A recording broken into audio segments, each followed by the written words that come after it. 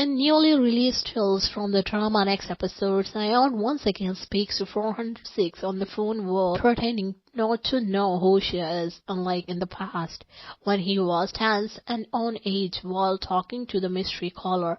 Seo-Yeon now looks released and even wears a faint smile as he speaks to the person he knew as his wife.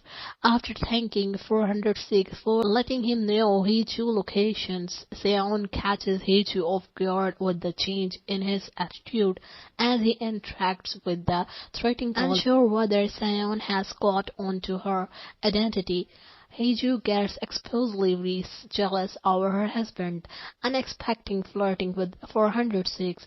When the phone rings, production's team raised Seo-Yeon will be investigating an earnest to catch the dangerous kidnapped that threatening Heeju. Please stay tuned to see what methods he used to protect Heeju.